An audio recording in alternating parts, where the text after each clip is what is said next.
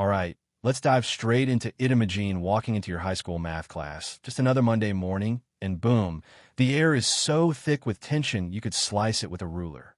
Yeah, that was Missouri Thompson, 17, sitting at my desk, holding a test paper with a big, bold 100% in red ink right at the top, and all I could feel was the weight of a room full of eyes staring right through me. Let me back up a sec. C, getting a perfect score in Mr. Grayson's advanced math class? That was like spotting a unicorn. Nobody had ever done it. And the fact that it was Mule, let's just say the old man didn't take it so well. He stood at the front, tapping that marker against the whiteboard so hard I thought it might crack, squinting at my paper like it was written in code, then flat out said, This is impossible. You know what I mean? Like the idea that a black girl from the east side could pull this off was straight-up fiction in his mind. I swear, you could feel the ripples run through the classroom, some kids stifling giggles, others just frozen. I sat there, jaw clenched, heart pounding, because deep down I knew exactly what he was getting at, even if he was too much of a coward to say it outright. He started pacing, going on about how no one's ever aced his test, and then looking me right in the eye, not even hiding a task how I, of all people, could suddenly outscore everyone else by such a wide margin. Every word felt like a punch. I said I'd studied, that he'd given us the review sheet, but he cut me off, his voice sharp as glass, saying there's no way I did it fairly. The room gasped. I could feel all my work, all my late nights, being wiped away in a second. Then he said it. Are you accusing me of cheating? I couldn't even get the words out before he answered himself. I am. Just like that, laughter from Logan and his crew, Macy covering her mouth, fake shocked but grinning. My hand was shaking. I told him it wasn't true, that I'd always been good at math, but he wasn't hearing any of it. He just waved my paper around, demanding I explain every answer, show my notes, prove it right there on the spot. I tried to explain I really did most of the work in my head, which sounds wild, but it's just how I learned, but he scoffed, all sarcastic, like, oh, so you're just magically solving calculus up here? He turned to the whole class, acting like this was some kind of circus, slammed a blank sheet on my desk, and told me to redo the problems right then and there. It wasn't even about the math Anna Marie, it was about him trying to put me in my place. So I looked at him, then at Logan and Macy, and I asked, why don't you make them do it too? He got real quiet, his eyes hard. They didn't get a perfect 100. You did. The humiliation crawled up my spine. I felt so exposed, but then it hit me. It wasn't about the grade. It was about who got the grade.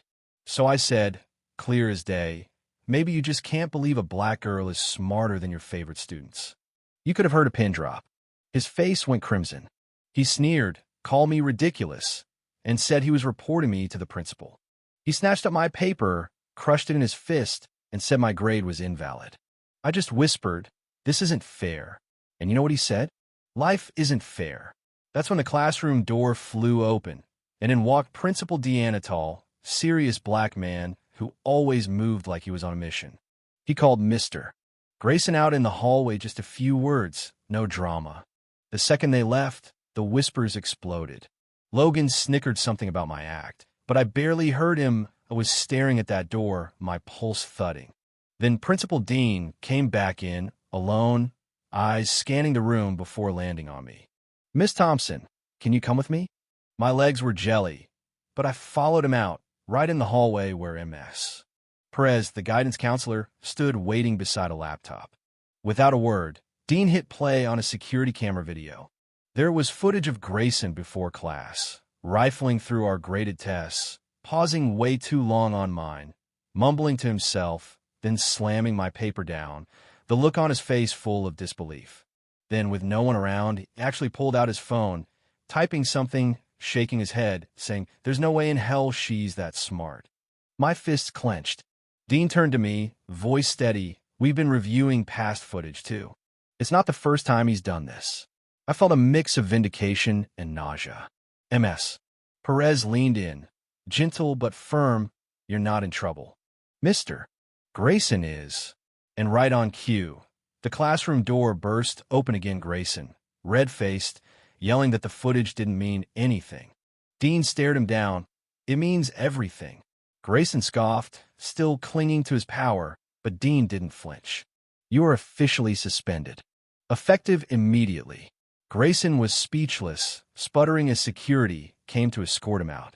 He looked around for backup, got nothing. Not a soul defended him. Yeah, that happened. Dean turned to me, his serious face softening into a small, proud smile. And you, Miss Thompson, have just earned yourself a full-ride scholarship. My jaw dropped. Wait, what? He nodded, said academic organizations were impressed by my resilience and talent. My head spun. This wasn't just justice, this was karma with a megaphone. By lunch, the news had raced through the whole school. Some kids were stunned. Some said they'd seen it coming. Suddenly, people were messaging me, "Congrats, girl. You showed him, you deserve it." For a second, I felt invincible. But across the cafeteria, Logan and Macy sat with their usual crew, glaring like I'd stolen something from them. Logan stood up, his voice low but sharp enough to cut through the noise. "Biggest scam of the year." I tried to ignore it, but he turned toward me and called out, "Yo, Zara, how does it feel to play the victim and get rewarded for it?" The whole place got quiet. I stood up, hands steady now. The only one exposed was Grayson. I earned my grade. Just because you couldn't beat me doesn't mean I cheated. His lip curled. "Please, you just got lucky." I shot back. "Tell me, where was my luck every time Grayson ignored me? When I had to work twice as hard just to get noticed? Or are you just mad a black girl outsmarted you?" Silence. His face burned, and he stomped off, Macy trailing behind. Some kids clapped, others just gave me a nod. But I didn't need their approval, I'd already won. The next morning, Principal Dean stood on stage in a packed auditorium. Students, teachers, even parents crowded in. He didn't waste time, just laid it out. "Mr. Grayson had been suspended for discrimination and bias." Gasps, murmurs, but Dean kept going, said it wasn't about one teacher, but about the culture we allow, that Lincoln High would never judge students on anything but their abilities. Then he called my name, asked me to stand. My legs shook, but I stood tall. Dean said I hadn't just fought for myself, but for fairness, for respect, and because of that, real change was happening. He announced my full academic scholarship to any university I chose. The place erupted, cheers, whistles, teachers wiping tears. I couldn't help but smile, soaking it all in. In the end, Grayson tried to tear me down, but he just put me on a bigger stage than I ever imagined. And if you ask me, that's what justice looks like. Or maybe karma, I don't know. What do you think, he's enough? Or is there more to fix in places like ours? Let me know in the comments. And if you believe in standing up for what's right, don't forget to share your story too.